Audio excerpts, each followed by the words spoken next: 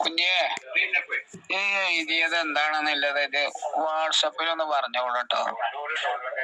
വ്യക്തമായിട്ട് പറഞ്ഞോളൂ. നമ്മള് സാധാ രൂപത്തിൽ സംസാരിക്കുന്നത് പോലെ പറഞ്ഞു വിട്ടാ മതി എന്താണെന്നുള്ളത്. എനിക്കത് വായിച്ചിട്ട് ഒരു തുമ്പും പാലും കിട്ടണില്ല. നിങ്ങള് വാസി പിടിച്ചല്ലേ, ആര് തന്നാലും നിങ്ങളെ ഇതേതാണല്ലോ. നിങ്ങളതിന്റെ വിശദീകരണം വിട്ട് തന്നാ മതി. തന്ന ആളുകളെയും ചോദിക്കരുത്, നിങ്ങൾ ഞാൻ പറഞ്ഞാ മതി. ഓക്കെ. ഇതാണ് അസൈനാരിണ്ണി എന്ന് പറഞ്ഞ സുഹൃത്ത്. ഈ സുഹൃത്തിന് നമ്മൾ എന്താ ചെയ്യണത്, നമ്മൾ എന്തെടുക്കണ് എന്ന് അറിഞ്ഞിരിക്കണം. അത് എങ്ങനെ നടക്കുമോ? അള്ളാഹ് ഓരോരുത്തർക്ക് കൊടുത്ത റഹ്മത്തല്ലേ കിട്ടുള്ളൂ. ഇതാണ് അവരുടെ ചിന്ത.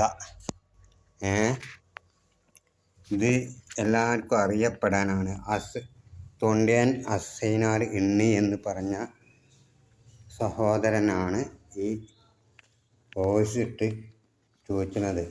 നമ്മൾ ഓരോ കാര്യം, ഓരോരുത്തർക്ക് ഓരോ അസുഖം ഉണ്ടെങ്കിൽ അതിനെല്ലാം ഓരോ വൈദ്യങ്ങൾ പറഞ്ഞു കൊടുക്കുമ്പം അത് കവർന്നെടുത്ത് ചോർത്തി നടക്കുകയാണ് നമ്മളെ വയറ്റോലെ.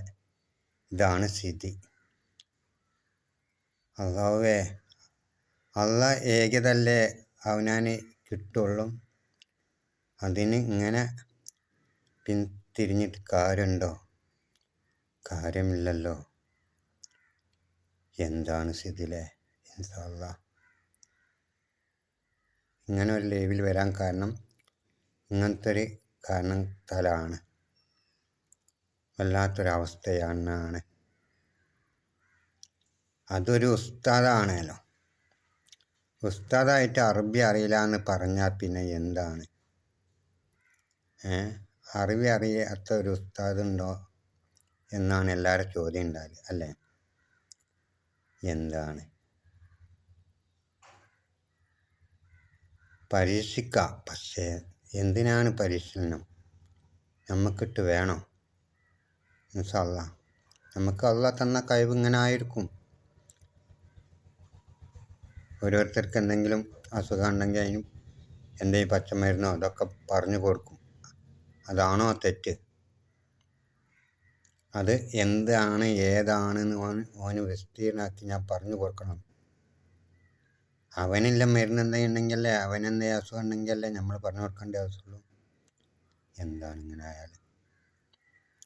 ഇൻഷാ അല്ലാഹ് ഏതായാലും എല്ലാവരും നന്നാക്കട്ടെ. അല്ലാഹു